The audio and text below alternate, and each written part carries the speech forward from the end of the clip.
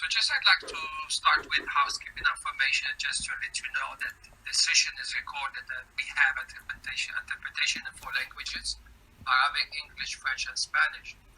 The session will be dedicated to the following topic: the future of development cooperation, and especially we'd like to look how South-Southern Triangular cooperation will be positioned in the new decade of action. So now we'll hear back from the breakout sessions. Dans des sessions individuelles des différentes régions, nos collègues sessions will report on the discussions, conclusions, and takeaways. And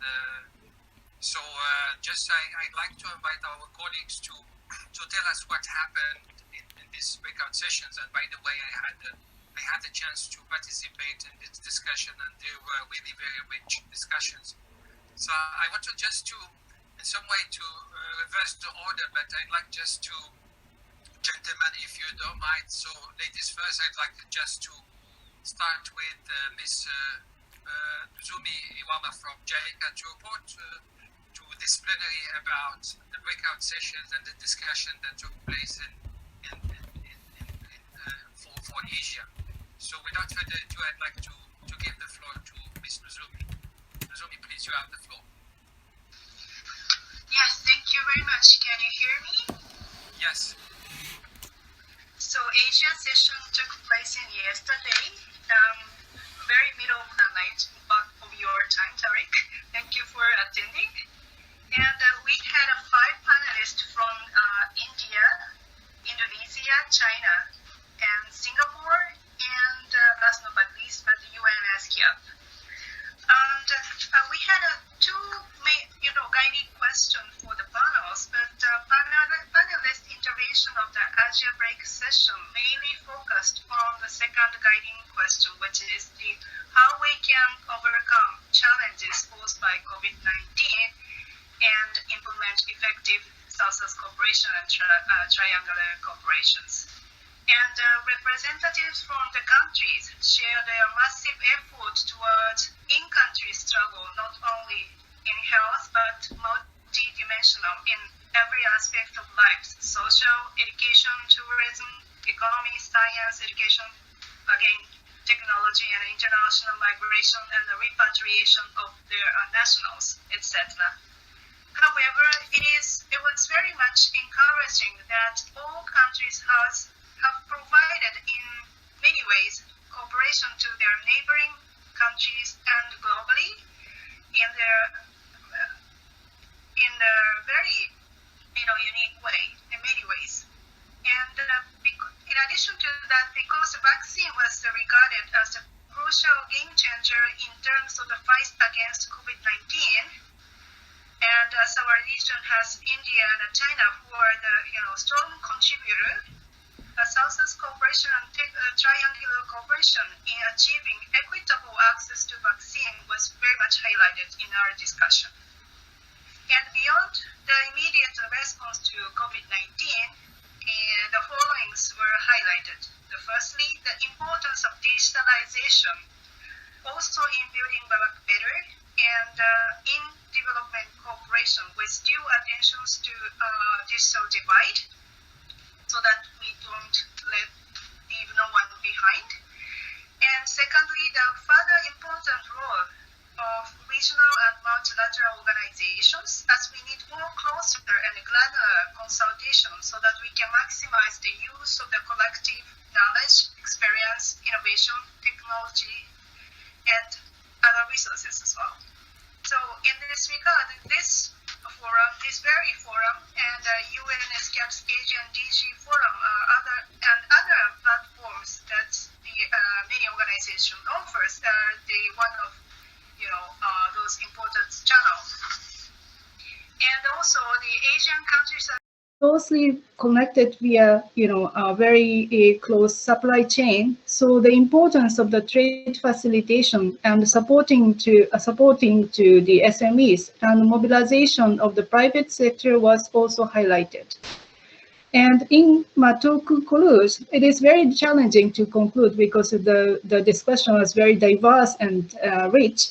But we, in a way, we affirm that importance and relevance of the South-South cooperation and triangular cooperation, not only in normal times, but even more at this turbulent time, as we can leverage network and regional collaboration, maximize use of the resources, and thus serve as a mechanism toward the great effectiveness.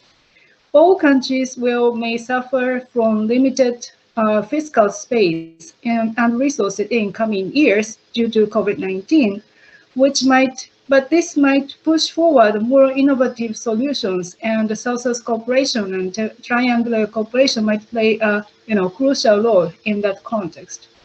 While effective measurement and other things may remain as a challenge. We also reiterated the value of the South-South cooperation and triangular cooperation go beyond just filling the financial and technical gap, but concretization of solidarity and partnerships and multilateralism. So that's all from myself. So back to you, Tariq. Thank you very much. No, thank you, Nozomo, for this really comprehensive report on the breakout session for Asia. And happy to hear that the discussion were diversified. There's a diversity of ideas, but they were very rich at the same time. So in a way, we will have this report part of the big report of the DG Forum. Thank you very much, Nuzu, once again. Now I'd like to move on to Farouk, Mr. Farouk. So please, if you can report on the breakout session for Africa, Middle East, and Europe. Thank you very much. Thank you so much. First of all, I want to really thank all the eminent speakers of this session. I really enjoyed moderating it, and we had very fruitful discussions.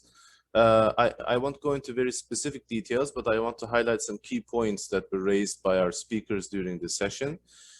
All of our speakers highlighted the importance of enhanced cooperation in order to battle the ongoing crisis and underlined the significance of South-South cooperation in this regard.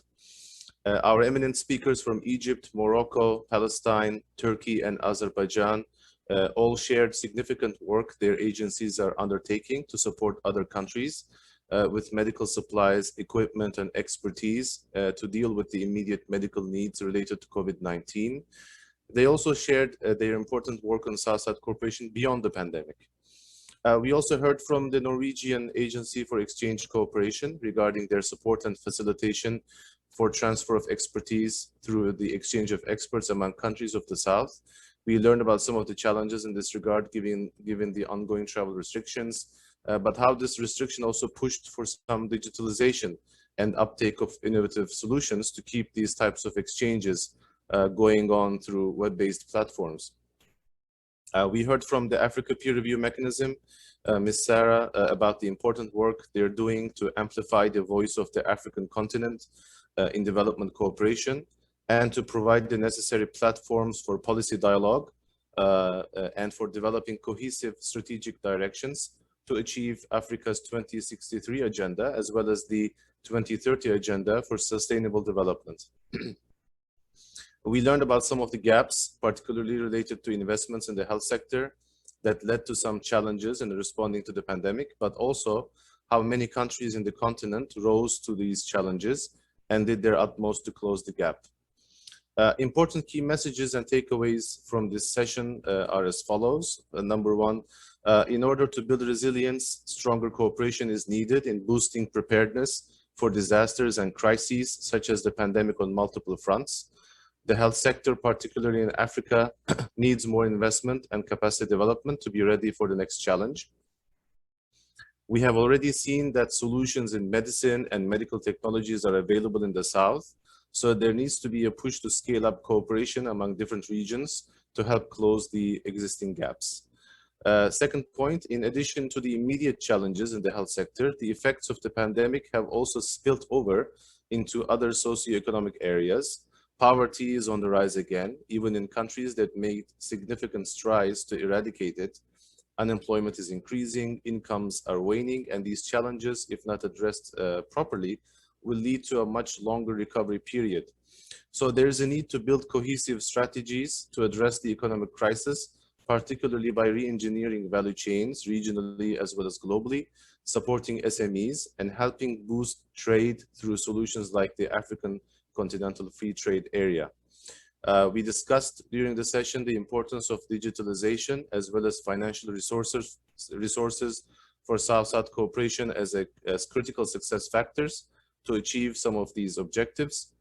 Significant investments are needed in order to close the gap in digitalization to strengthen the ability of all stakeholders of South-South cooperation to be connected to each other. This is vital for us to be able to create a robust marketplace of solutions whereby providers and beneficiaries can connect seamlessly and exchange can happen effectively. So there is a need to channel innovations and resources in this particular direction to boost interconnectedness, promote expertise and knowledge sharing, and strengthen access to markets through technology. The second critical success factor is the availability of financial resources. Finance for development was already in short supply even before the pandemic, and the crisis has made the situation worse. GDPs are shrinking, and the percentage of resources allocated for development through the North, as well as the resources that can be set aside by the South, are decreasing. With countries focusing on their national priorities, this situation will probably not improve anytime soon. So there is a need to think beyond the traditional financing means to address development challenges. And here we have to look at innovative ways of mobilizing financial resources, including by engaging the private sector. And final point, the issue of assessing the performance of South-South cooperation also came up, as it was also discussed in the Asia session. The need for more rigorous data collection and analysis to assess how South-South cooperation is contributing to meeting development goals was highlighted. Of course, the technical challenges for creating some sort of a performance system were also discussed. So this is an ongoing discussion. So I'll leave it there, Mr. Tariq, and these are some of the key highlights from our session. Thank you. Well, thank you very much, Mr. Farooq, for this really comprehensive report on the discussion during the breakout session for Africa, Middle East, and Europe. And thank you for highlighting the gaps, the challenges, but most importantly that you also put forward, or the participant put forward, what would be the solution to these challenges and these gaps. Thank you very much for this comprehensive report. Now I'd like to move on to Enrique to report on the breakout session for the Americas. And as I said, Enrique will be speaking in Spanish, but as I highlighted at the beginning, we have interpretation for languages, Arabic, English, French, and Spanish. So without further ado, Enrique, tiene usted la palabra. Buenos días, muchas gracias, Tariq. Buenos días a todas y todos. Agradezco la palabra y la invitación y le entrego los saludos cordiales de la CEPAL. De acuerdo con la guía de la sesión regional, esta tuvo como contexto de reflexión y discusión la reunión y los resultados de VAPA más 40, así como también la definición de la década de acción para lograr la Agenda 2030 y sobre todo la situación de la pandemia del COVID-19 y sus graves consecuencias económicas y sociales. Situación que han sido particularmente difíciles en América Latina y el Caribe por el alto número de contagios y de muertes. En nuestro panel expusieron 4 países, Colombia, México, Argentina y Brasil. La discusión tuvo, en primer lugar, los países destacaron las realidades en 2020 con la situación de la pandemia y el curso que tomó la cooperación sur-sur y triangular en su adaptación a esta nueva realidad. Pero sobre todo también se enfatizó en un enfoque de futuro. Entre los grandes temas se habló del tema de la digitalización, de la cooperación para el desarrollo, acceso a recursos financieros, post-pandemia, el rol de las organizaciones regionales y multilaterales, la integración y los vínculos públicos y privados. Quiero destacar algunos puntos de la discusión. De alguna manera se dijo que 2020 enseñó y reforzó la importancia de la interdependencia. Este año nos demandó el trabajo conjunto e innovador, nuevas alianzas, tal como lo promueve VAPA más 40.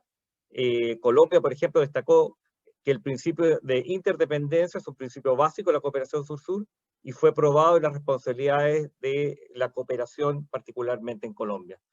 En 2020, Colombia intercambió conocimiento por medios virtuales en ámbitos como la contención del virus, para apoyar a los más vulnerables, las grandes brechas de ingreso, de género, salud, educación, la recuperación de la parálisis industrial, problemas en los sistemas de salud, educación, turismo, entre otros. La pandemia vino a sacarlos de la zona de confort, los sacudió, y destacó la importancia de la cooperación y la solidaridad.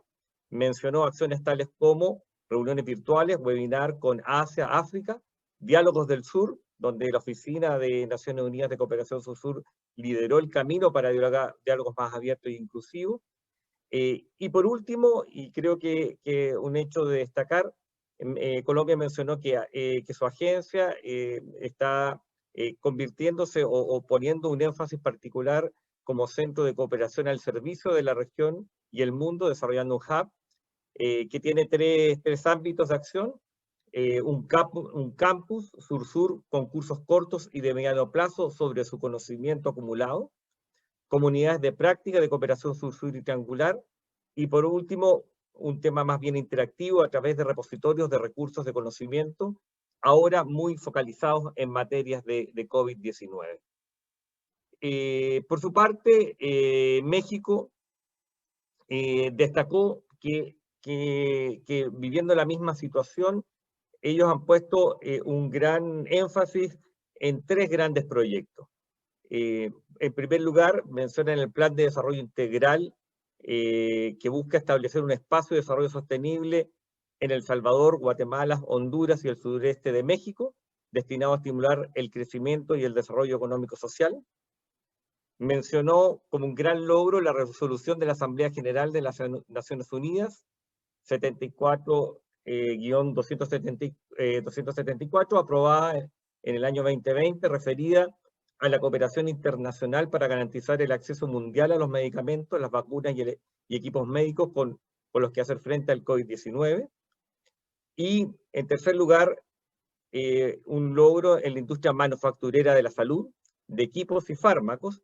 En conjunto con Argentina, México ha brindado alternativas en la producción y distribución de vacunas en coordinación con la Fundación Slim AstraZeneca, involucrando a las industrias nacionales de cada país. Esta es una intervención público-privada. De alguna manera podríamos decir que lo más destacable es que México logró cambiar la conversación sobre las vacunas y los insumos médicos, entre otros aportando concretamente al mejoramiento de la situación regional.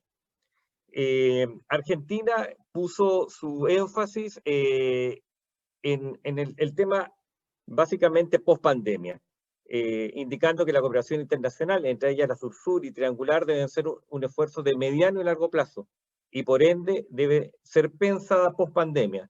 Su norte es fomentar el desarrollo, el bienestar en todas sus dimensiones y no solo en el ingreso per cápita. Se habló en este sentido de la necesidad y el esfuerzo regional de poder acceder a fondos de cooperación internacional para países de renta media y alta, que son todos los países de nuestra región, a través del fortalecimiento del sistema multilateral de las Naciones Unidas y panamericano, incorporando aportes del Estado, el sector privado y bancos de desarrollo.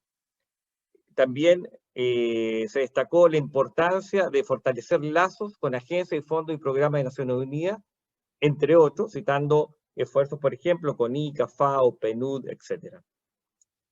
Además, se invitó a conversar sobre cómo podemos hacer juntos las cosas, y en este sentido se menciona que la cooperación sur-sur y triangular tiene que también recurrir a los procesos regionales y subregionales de integración, así como las oficinas que trabajan en el ámbito regional. Se habló de CELAC, la Comunidad de Estados Latinoamericanos y Caribeños, Mercosur, una institución de integración del sur, solo a modo de ejemplo, incluso también citando mi institución CEPAL como una institución que tiene que ponerse al servicio de la implementación de MAPA +40, la evaluación de proyectos, fortalecimiento institucional y sinergia en distintos espacios. También habló de JICA, CELA, Alianza Pacífico, entre otros.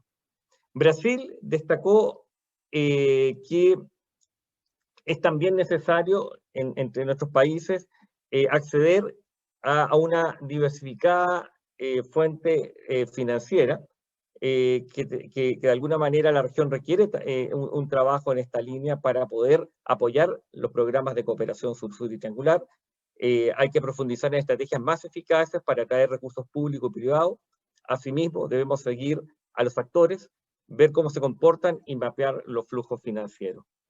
Entre otras tareas importantes para Brasil, menciona el desarrollo de métodos para medir la cooperación sur-sur, para disponer de datos y para rendir cuentas desde la región. También es materia importante en el ámbito de la cooperación sur-sur el desarrollo tecnológico, cuestión que se hizo muy evidente y crítica en el marco de la pandemia del COVID-19, fundamental en el cierre de brechas y en la generación de nuevos empleos. Brasil subrayó que la cooperación sur-sur es innovación, debe y tiene que actuar en el ámbito del conocimiento, la investigación, en programas de capacitación y becas. Si queremos cambios estructurales, se requiere ciencia y tecnología, requerimos más preparación, mayor conocimiento y mayor intercambio. Asimismo, Brasil mencionó, al igual que Argentina, la importancia de poder establecer el rol regional en el campo de la cooperación sur-sur y triangular. Por último, la discusión se centró, gracias a una pregunta del Banco Islámico, en la integración público-privada en el ámbito de la cooperación. Y además de lo discutido, creo que es importante mencionar que los 4 panelistas pusieron ejemplos concretos de integración público-privada. Por ejemplo, en México habló del sistema de salud, en ese sentido de la red hospitalaria del país que es público-privada que se abrió a la atención de pacientes, y el tema de las vacunas refería a la colaboración técnica, tecnológica, investigación y desarrollo, así como la producción de respiradores que también tuvieron como efecto de cooperación la colaboración con el Caribe.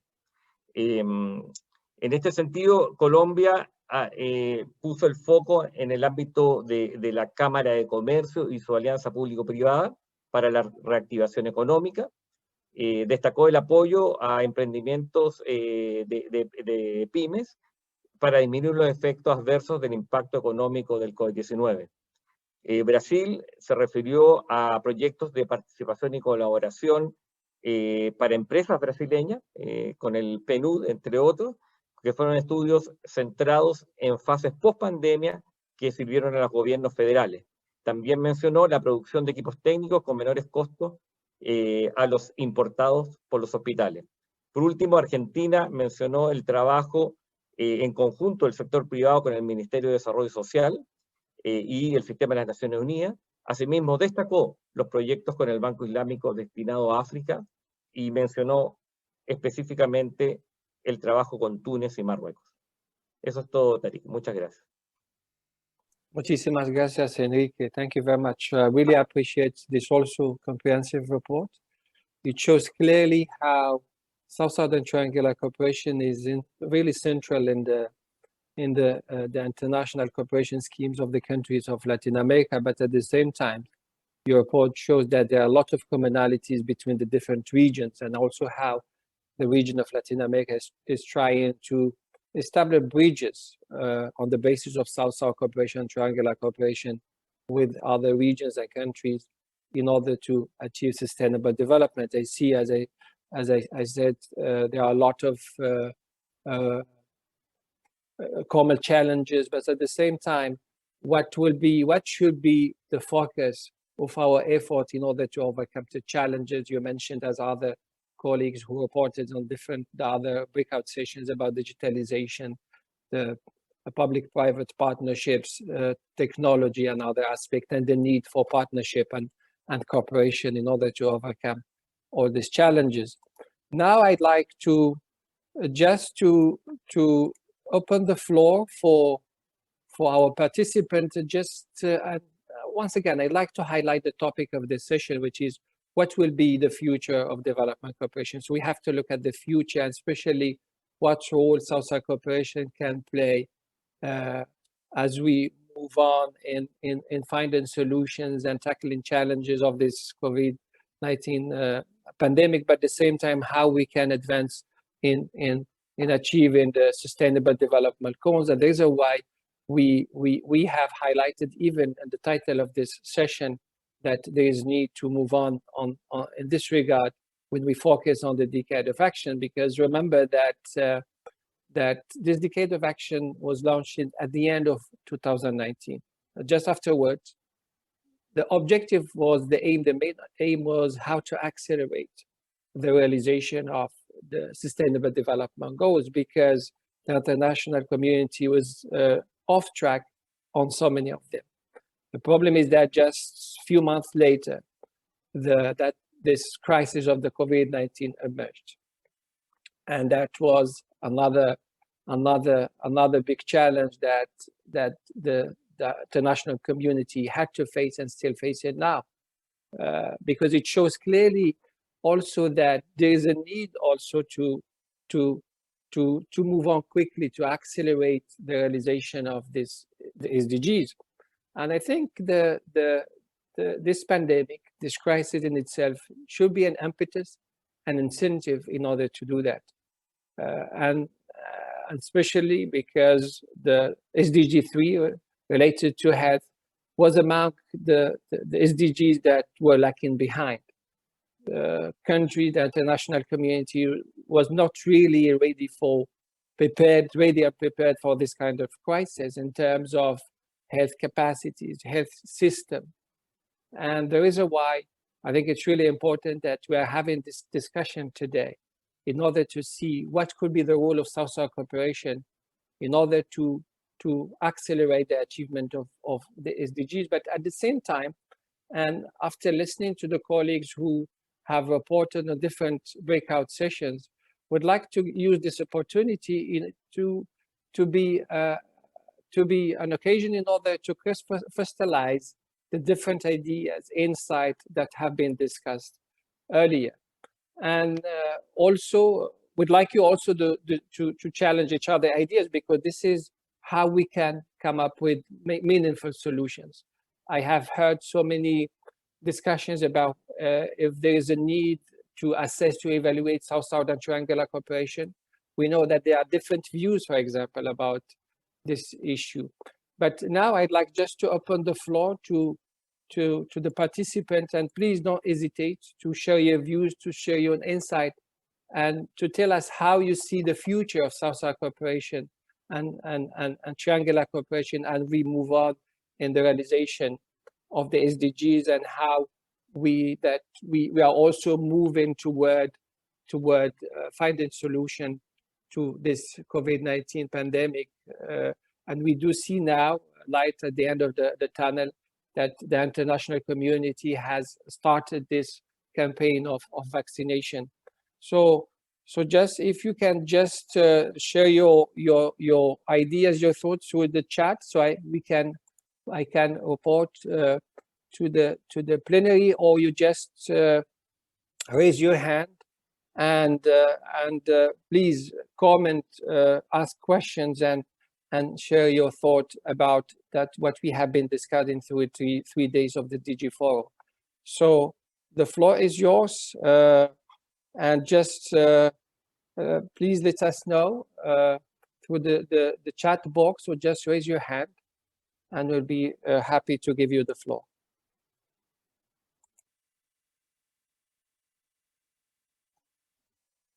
Yes, Enrique, please go ahead. Thank you, Tariq. Básicamente, destacar quizás 3 grandes temas, dos regionales, pero que pueden ser compartidos, y un tercer tema que involucra el trabajo que están desarrollando ustedes, que vincula la región con el mundo. El primero tiene que ver con la realidad de América Latina y el Caribe y de sus países, en el sentido de países que están clasificados como de ingreso medio y alto, pero que sin embargo tienen grandes necesidades y urgentes necesidades que que quedaron incluso de manera más evidente expuestas con el tema de la pandemia y el proceso post-pandemia, porque producto de sus efectos, ¿cierto? Hay 10 años de retraso en lo que es el crecimiento económico. Por lo tanto, ahí hay un gran tema en cuanto, y que fue mencionado por los países, pero quiero subrayarlo, de acceso a recursos financieros, que no es fácil para la región hoy en día, o para algunos países de la región en particular. Un segundo gran tema que yo llevo escuchando hace mucho tiempo, y que hay gran desarrollo, la verdad, en la región, es el tema de la valorización de la cooperación sur-sur con una mirada regional. De alguna manera, los países, ¿cierto?, que buscan establecer un método compartido u homologable, pero desde la misma región, que permita valorizar la cooperación sur-sur, es decir, medir lo que obviamente los flujos financieros, pero también valorar cualitativamente los impactos que esta tiene. Y en tercer lugar, yo creo que es importante destacar, ayer tuvimos el Comité de Cooperación Sur-Sur de la CEPAL, y en uno de sus acuerdos se habla de la necesidad de ampliar y profundizar el intercambio de información sobre experiencias de cooperación sur-sur desarrolladas por América Latina y el Caribe y otras regiones del mundo, para fomentar el intercambio de conocimiento y tecnología en temas de interés mutuo. Es decir, cómo se puede hacer un vínculo interregional en temas que convocan a unos y otros países en las distintas regiones. Muchas gracias. Well, thank you very much, Enrique, for these really important ideas. And you brought two really significant elements of the debate that we have had for a long time, which is, of course, how for the middle-income countries, because they are still facing so many development challenges, and how, in some way, international cooperation and South-South cooperation should take into account their needs in terms of development, because we know that big number of pools exist in these countries. The other element is about the evaluation of South-South cooperation, triangular cooperation, from the point of view of the quality and the impact of these modalities of cooperation on development. But at the same time, I'd like also to highlight an important element with the COVID-19, because this crisis has given us an evidence that about the interlinkages that exist between different SDGs, because it started with the health crisis, but it's permeated all aspects of our societies. It became an issue of social inclusion. It became a problem of economic development, of inequalities, gender equality and women empowerment, and so on. I think this is an important aspect that should be taken into account. The reason why I think the focus should be of the international efforts also in how to accelerate the achievement of the SDGs. And this is the topic of our session of today, how we can use the modalities of South-South cooperation, triangular cooperation, in order to accelerate the achievement of SDGs. So this is why I would like to have your views, your ideas, and how we look at the future of South-South cooperation when it comes to the global international architecture dedicated to international development. So any other views with regard to this topic that we have discussed, or any reaction to what our colleagues have reported on the different breakout sessions before moving to the closing?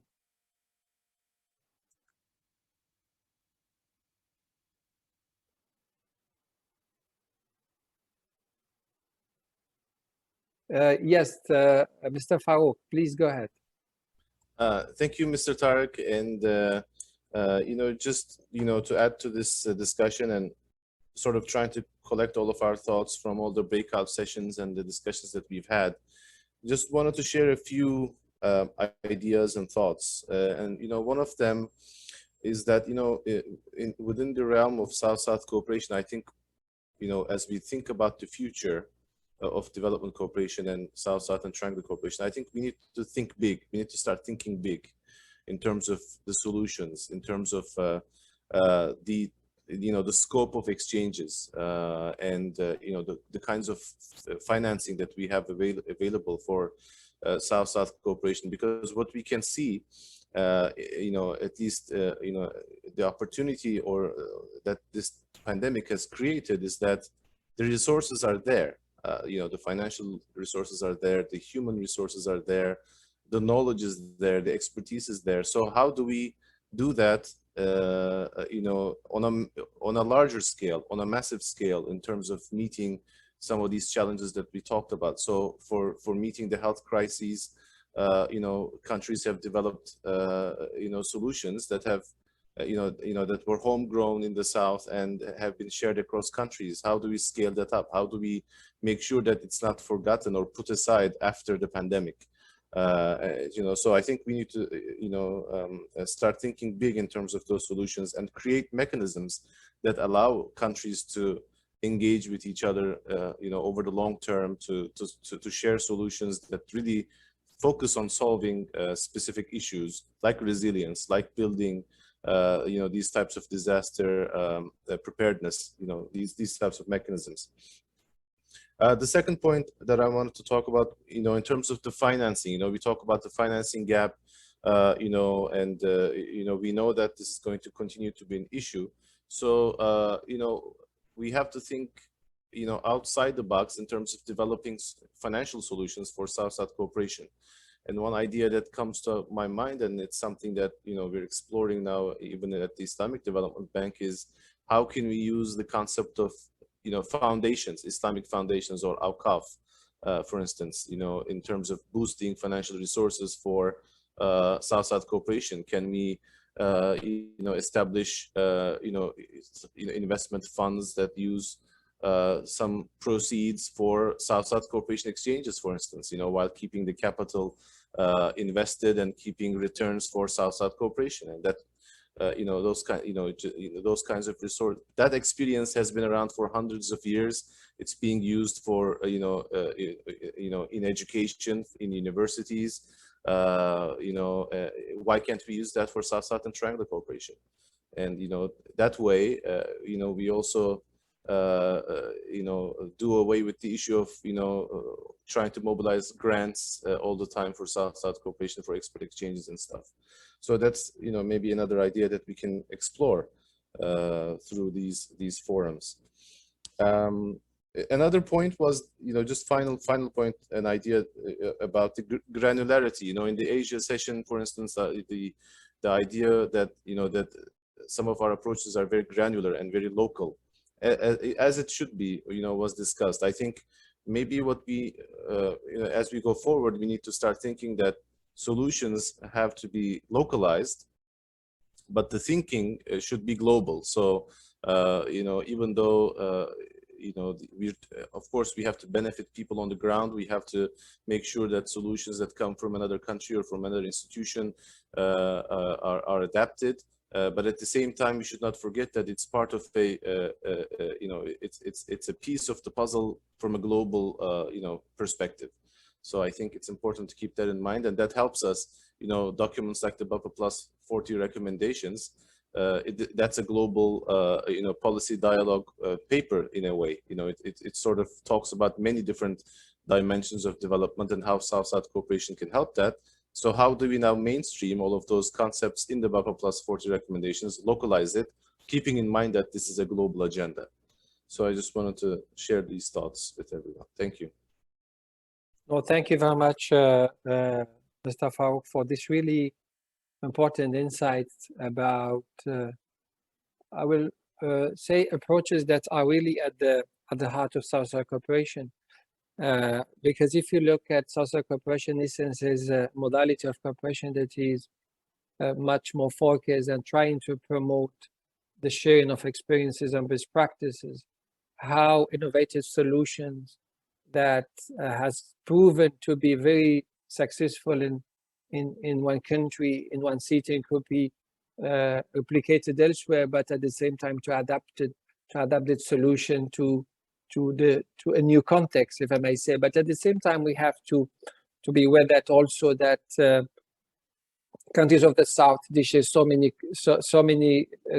commonalities in terms of social and economic conditions. So I think there is a big potential in how we scale up, and this is the word that you have used, this homegrown solutions, innovative solutions. It's the issue of granularity. I think it was all really discussed during that session, the breakout session of Asia. But as you highlighted,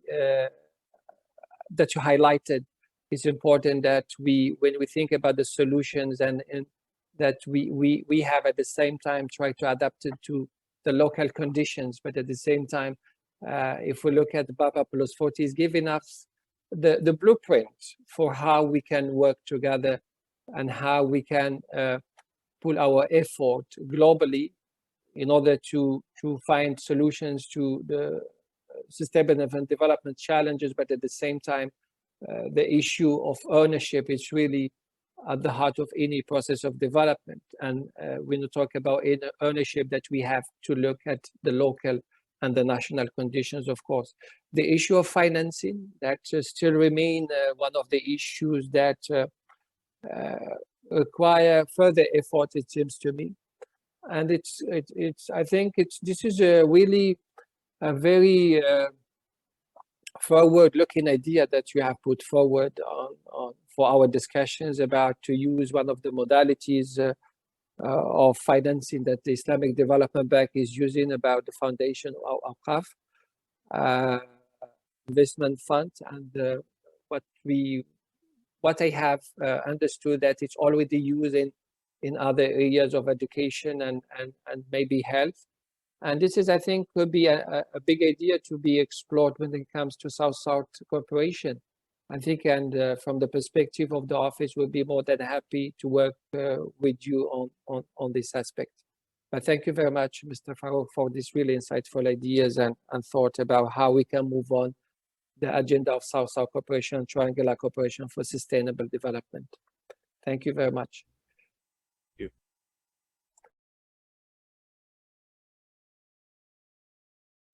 Any other thought, idea, questions before we move into there is a hand from Indonesia. Sorry, I cannot see it. Yes, Indonesia, please, you have the floor.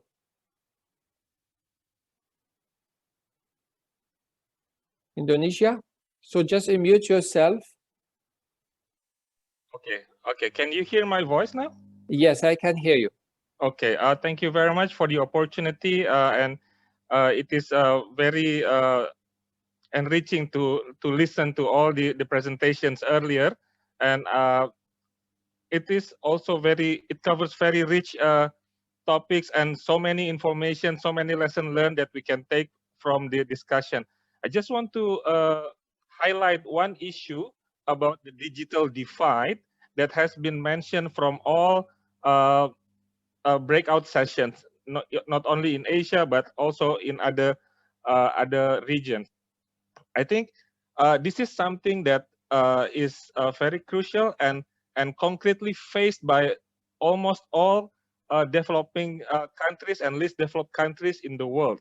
And with regard to South-South cooperation, especially in the context of a capacity building program, this creates something, a big change that we need to adapt. In the past, in the near past, we do capacity building program, in a face-to-face context. We come together, the participants and all the trainers, resource persons, etc. We do the practice. But since COVID-19, we cannot do that anymore. It means that we need to adapt like we are doing now. We depend more on online platform. But again, it creates another challenge because not all capacity building program can be conducted or implemented through online platform. They need some practice need actual practice on the ground. So this creates the necessity for us to adapt more on how to formulate and create programs that is more suitable for online platform, because realistically speaking, we will not be able, I think, to escape from this pandemic situation in 1 or 2 years ahead of us. So we need to think, you know, in the medium term, that we will have to organize, and we have to design all these capacity building program which can be delivered effectively through online platform. I think that is something that is very important. It has been mentioned throughout the regions that I have listened to. So I think just want to put my weight on the need to adapt and to make sure that the Southern providers, all of us here who organize and develop capacity building program to other fellow developing countries, need to make sure that all the program is can be delivered effectively through online platform. Thank you, Tariq. I'll stop it at right there. No, thank you very much. I really appreciate the thought about the digital gap and the digital divide, because one of the dilemmas of this COVID-19 is that it has, and especially based on what you have mentioned, because so many capacity development programs with regard to digitalization have been delayed or have been stopped. And this had, of course, widened this gap with regard to the digitalization. And the other dilemma is that the ones who were well prepared before the pandemic, because they had at their disposal this technological means, were much more able to deal with it than the ones that didn't have them. I think this is really important. The reason why it seems to me that this should be one of the priorities of the international community now, which is how we can solve this digital gap in the near future. Because we have also to remember that we were challenged, we were facing a very particular crisis. This is the pandemic, and it could be moving from one place to another very easily. And this is what we have said from the beginning, that nobody is immune to this pandemic until everyone is immune. So there's a why, if there is any solution to be found, it should be found globally. But I think that should be one of the imperative of the international cooperation, how we can tackle and how to address the digital gap, and in a way that everyone will be empowered all over the world. If we have a similar crisis, that they can deal with them, because the lesson, one of the main lessons that we have learned is that if we are equipped with these technologies, we are much more empowered in order to deal with this crisis. Remember that during the lockdowns, so all countries and all societies used the digital means in order to continue functioning. Education, health, and so on, even economic activities, some of them continue to deliver even during the time of the pandemic, but this is because they were equipped at that time. But the ones who were deprived of these technologies or these means were not able to do it, and there is a why the impact was much more deeper in this society than others. But thank you very much for bringing this important issue to the debate again. Thank you.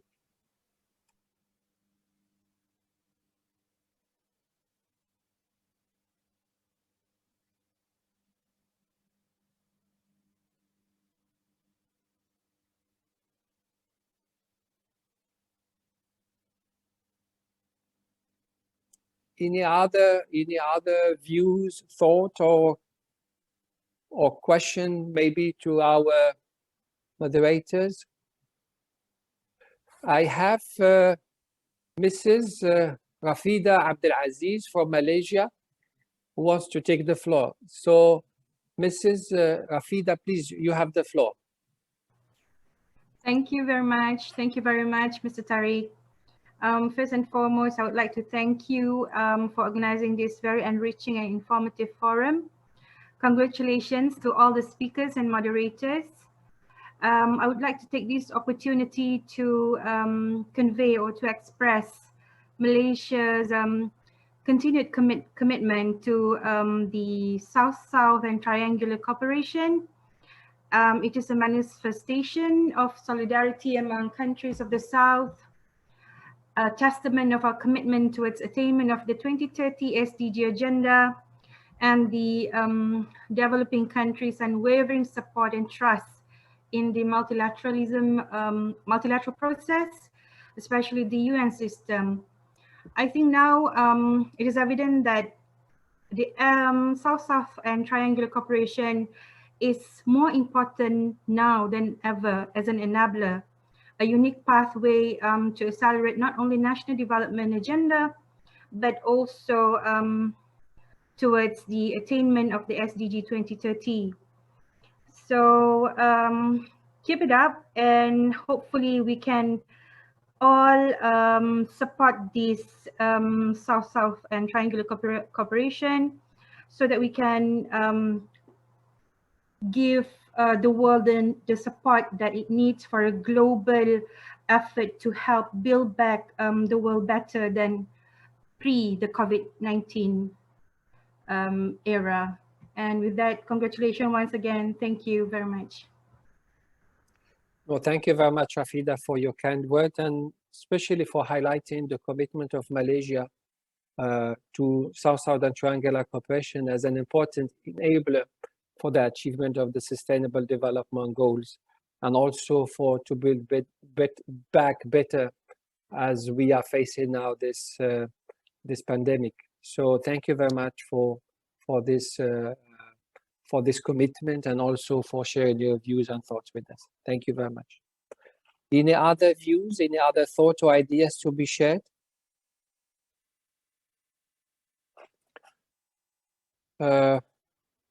Once again, I'd like to thank our distinguished moderators for reporting back to this plenary of the DG Forum. We have had also very thoughtful exchanges about how we can move on the Sustainable Development Agenda based on this important modality of South-South cooperation and triangular cooperation. You have highlighted important element that should be at the center of our attention, especially when it comes how we can address different gaps that exist now, and especially in the global South, including the digital gap, and also that the fact that we are living in a very interdependent world, which means that we are before an imperative to cooperate with each other.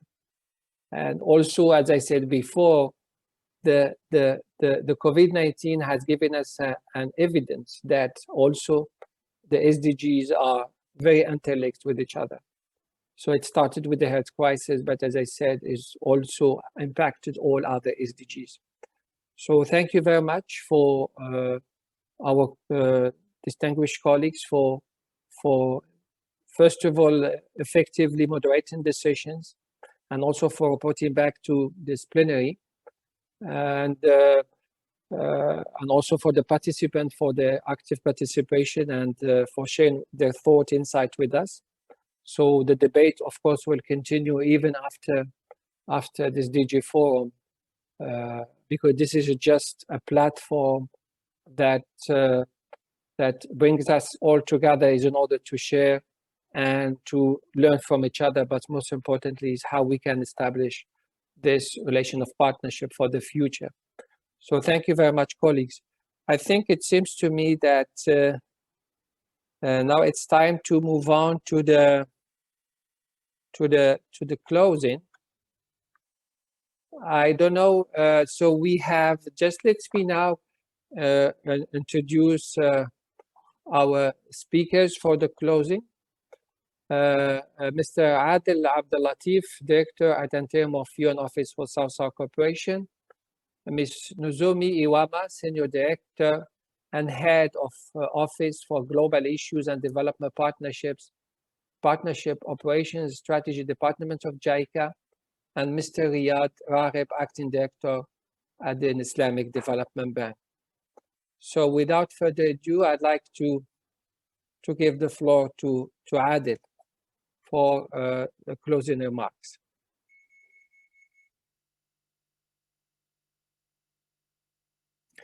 It seems that Adil is having some issues with his connection. So this will give me the chance to move on to Ms. Nozomi Iwama, Director at JICA, for some closing remarks. Nozomi, please, you have the floor. Yeah, thank you very much. Can you hear me right now? Is the connection yes, okay? We can, yes, okay. Yes.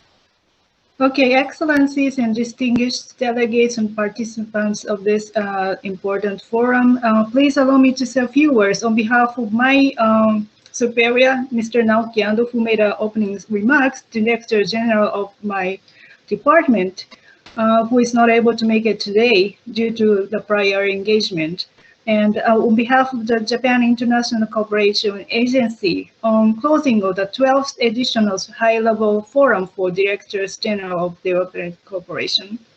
Firstly, I would like to express my gratitude to co-organizers, the United Nations Office for South-South Cooperation, headed by Mr. Adel Abdelatif, Mr. Tariq Itrasin and his team, and the Islamic Development Bank, headed by Mr. Riyad Regev and Mr. Ahmed Faruk Taiken and their team, for bringing the first ever full online meeting into success, and with rich and diverse and full of important perspectives shared among all participants.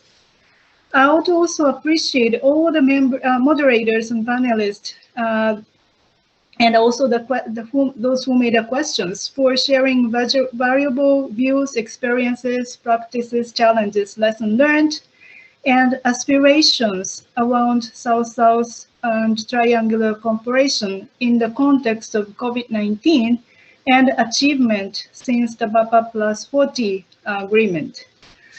And throughout the discussions, participants shared their excellent trials in incorporating South-South and triangular cooperation into their strategies, frameworks, practices, tools, and platforms to promote those cooperations. And I believe that all would lead to the implementation of the outcome document of the BAPA Plus 40, and also to tackle the current pandemic and achieve the early recovery of our economy and society.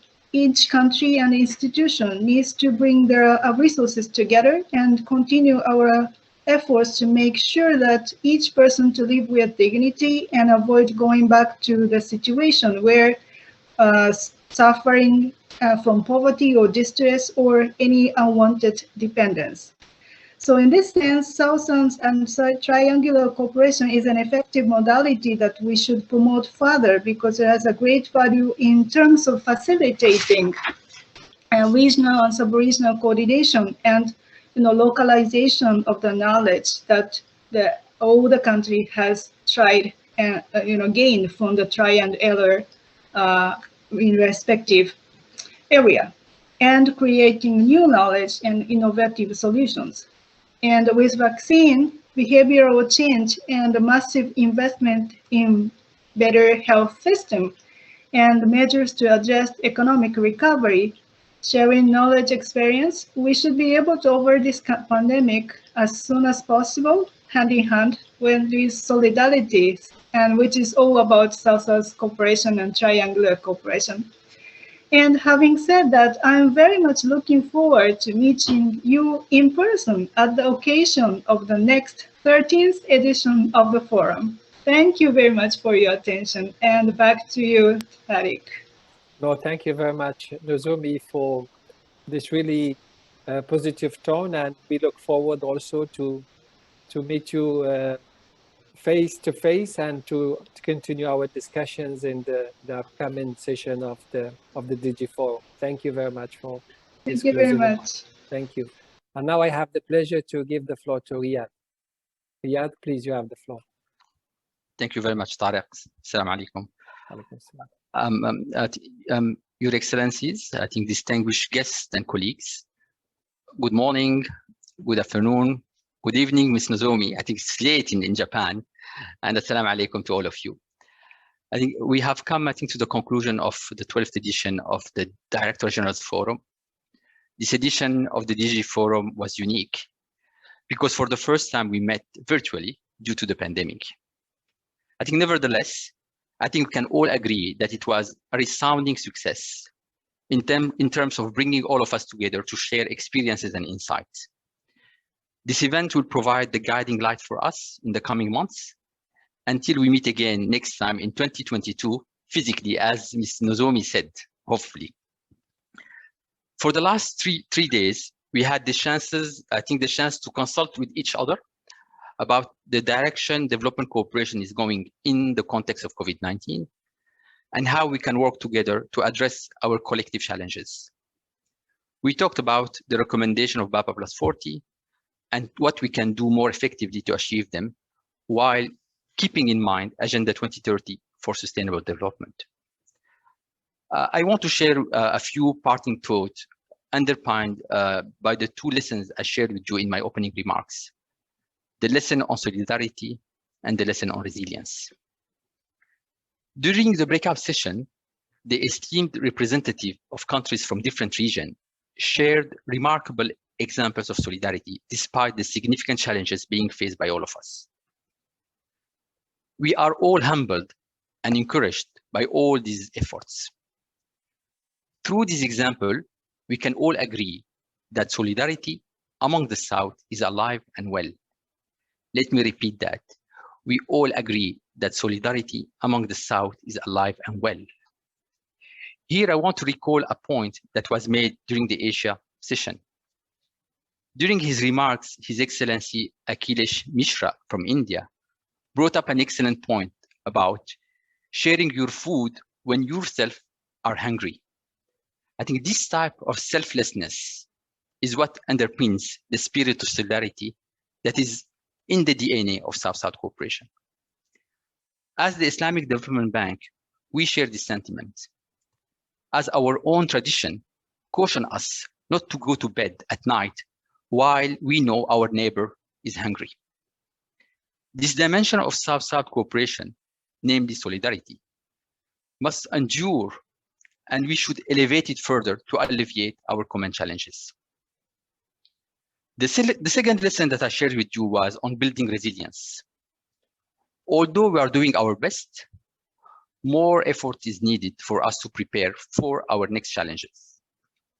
Here I want to highlight an important point for our attention. The pandemic laid bare our weaknesses, but it also showed our strengths. It shows us that when our best mind come together, be it in the field of medicine, technology, trade, and business, we are able to devise solutions from within that we did not even know existed.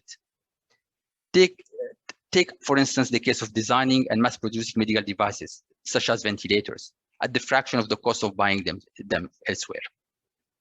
So, when it comes to other challenges we discussed during this forum, like boosting employment, closing the digital divide, increasing financial resources for development, etc., we firmly believe that the solution exists in the South, and we must mobilize the solution through South-South cooperation and triangle cooperation. With this thought, I want to thank again our partner, the UN Office for South-South Cooperation and the Japan International Cooperation Agency for the opportunity to co-organize this event. We thoroughly enjoyed it and look forward to the next opportunity. We want to thank all the eminent speakers and valuable guests for their insight and participation. I want to thank also the interpreters. I think they did a tremendous work during those last 3 days. Thank you very much for all what you are doing. And of course, I want to thank my colleagues who made this event a reality, although it's virtual. Tarek, Yoko, Farouk, we have Ms. Nozomi also, Sashio, and Sayaka from JICA. Thank you very much. We also want to assure you that we have taken note of all the discussion and recommendation that were made in the last 3 days. We reiterate our commitment as the Islamic Development Bank to work with all of you to promote South-South and triangle cooperation, to promote result-oriented partnership, and to promote partnership among equal.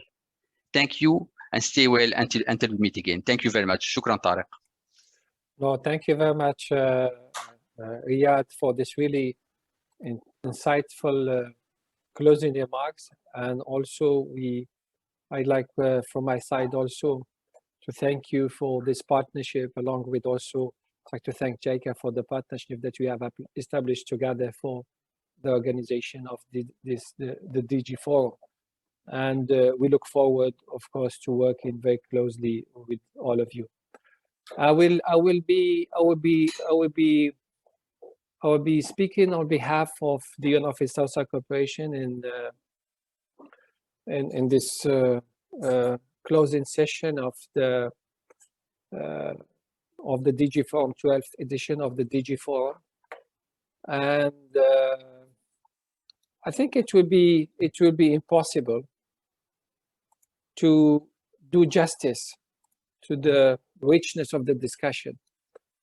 But I have to say that was really impressive, the number and the scope of ideas, insight, experiences, and solutions shared. I think we have just to make sure how to put them into motion in an effective and a coordinated manner through meaningful partnerships. Because this is a platform, this is a forum that we can bring, where we can bring our ideas together, but also most importantly, how we can establish coordinated partnership in order to implement them. So I think this is an important aspect to be highlighted. And one, just to once again emphasize that we'll have conclusions and recommendation of this DG Forum that will circulate to all of you. And please don't hesitate if you have any idea, any suggestions for partnership, any idea that you think that was important, that you can reflect in that document. Don't hesitate to do it, because that will be in some way that will guide our partnership until the next edition of the DG Forum. So important takeaways from this really important DG Forum that we are having the first time digitally, but I think it was very successful. But if I may rank number one, any takeaway or any lesson to be learned from this pandemic and in regard to South-South cooperation is that even in the time of the pandemic, the countries of the South continue to manifest solidarity with each other. Countries of the South, they are facing similar challenges. That was really a very big challenge, but they continued cooperating with each other, alleviating the suffering of others elsewhere, of the other fellow countries of the South. And we see also that even in this phase of that, we are trying to find solutions to this pandemic, that the countries of the South are also at the forefront when it comes to the production and also to the distribution of the vaccine to other fellow countries of the South, but also other countries in the North and all over the world. But let me say here, when we are faced with similar challenges, there is no South and North with an East. So we are all in the same boat, we are all in the same planet, and we have to be united in order to pull our effort to find solution to challenges like this one. I think that was really an important takeaway. That's an important lesson that we have learned from this pandemic, is that South-South cooperation works. And the reason why we have to deepen our partnership and to deepen our common understanding about the challenges of the world. So many other takeaways that we have highlighted in your discussions, the digital divide, the digital gap. I think this is really important. We have just discussed it with a colleague from Indonesia. So I think it's really imperative to tackle and to address this challenge, because these are the instruments that are allowing us now to communicate with each other, to stay engaged with each other, and to find solutions based on our dialogue and exchanges. But at the same time, the digitalization, ICTs, and technological means were really important enablers during the pandemic in order to mitigate its impact. So the reason why one of the imperative and the priorities as we have as an international community, we have to address this gap. because otherwise the impact could have been much bigger. But we know that for so many people in so many countries, they have suffered because they don't have these means at their disposal. I think that should be also among our priorities in the future. Another aspect that you have discussed, I will just say I'm picking like so many important aspects, the private-public partnership. I think what we have seen with this pandemic also is that this public-private partnership has worked, has really worked. So, and we have an evidence, which is the vaccine itself. Because without this partnership, this cooperation between public and private sector, the solution would have taken us much more time in order to find it. So there is a why we have also to start also thinking about this perspective, because remember, this is an element that started with the 2030 agenda and the revitalized global partnership for sustainable development, which emphasized the role of the private sector, the necessity to involve the private sector in the sustainable development goals and their realization. Multilateralism, that was also one of the topic discussed from the beginning. And I have to say that the UN in general and our office, when it comes to South-South cooperation, we are among the promoters of multilateralism. And South-South cooperation in itself, because it brings together so many actors, so many stakeholders, all countries of the world, is an avenue of multilateralism. Because remember what we said from the beginning, even the moment of the outbreak of this pandemic, there's no country will be able to solve this problem alone. We need to pull our efforts. We need partnership. We need to cooperate with each other. I think this is an important lesson that we have learned from this pandemic. When it comes to the role of the office, we have highlighted from the beginning, we are the connector and the facilitator of South-South cooperation. And we do that by using different instruments and different approaches and different platforms. One of them is the one that we are having today during the 3 days of discussions and dialogue. But most importantly, as I said, is how we can establish partnership and cooperation with each other in order to find common solutions, because we need to have a common understanding. We need to have a kind of consensus about the solution that we put and we implement together. So we bring practitioners of South-South cooperation and triangular cooperation, but also we are trying also to bring other stakeholders to these discussions, because it's really important that we have different views in order to come up with meaningful solutions. We do that, we play that role of connector, facilitator through the support that we are providing to policy dialogues and intergovernmental processes within the UN. For example, we were the secretariat of the BAPA Plus 40 conference. We are the secretariat of the high-level committee on South-South cooperation, which is the main policy-making body in the UN when it comes to South-South cooperation and triangular cooperation.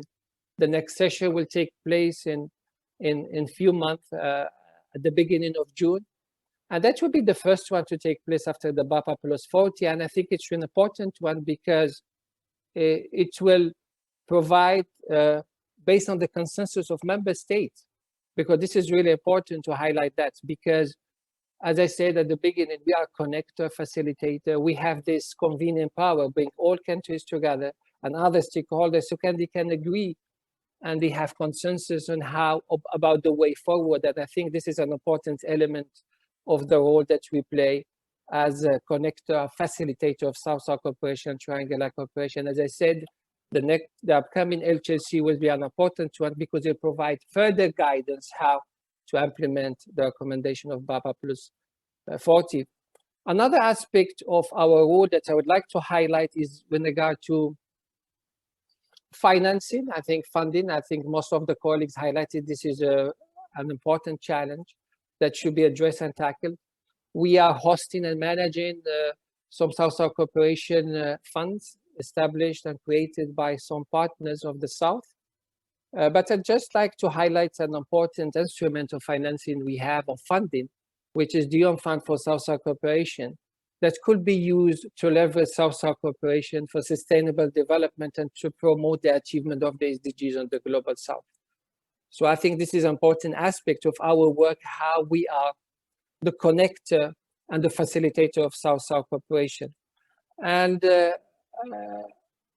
as a concluding remarks, I'd like to say that this DG Forum was very successful because you have generously shared your ideas, insights, experiences, and solutions, and on how to overcome the COVID-19 pandemic, and how to implement the BAPA plus 40 recommendation, but also how to leverage South-South cooperation, triangular cooperation for the achievement of the 2030 agenda goals.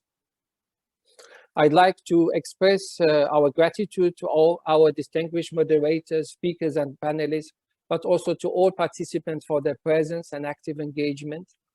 Our special thanks to our partners, the JICA, the Japan International Cooperation Agency, and the Islamic Development Bank. But also I'd like to thank very much my colleagues at the office for all the support that they have provided. And here I'd like to mention Ms. Yoko Shimura, who were very instrumental in the organization of the DG Forum, and also to my colleagues Sumita, Lydia, Mitre, Fernando, Oreche for the support for the organization of the DG Forum. And we look forward to staying in touch with you all in order to build a fruitful relation of cooperation and partnership for the benefit of all. So once again, I'd like to thank you all, and looking forward to another edition of the DG Forum that will give us a chance to come all together to discuss, but most importantly, how we can find common solutions to common problems. So once again, thank you very much, and stay safe all, and looking forward to staying in touch with you. Thank you very much all.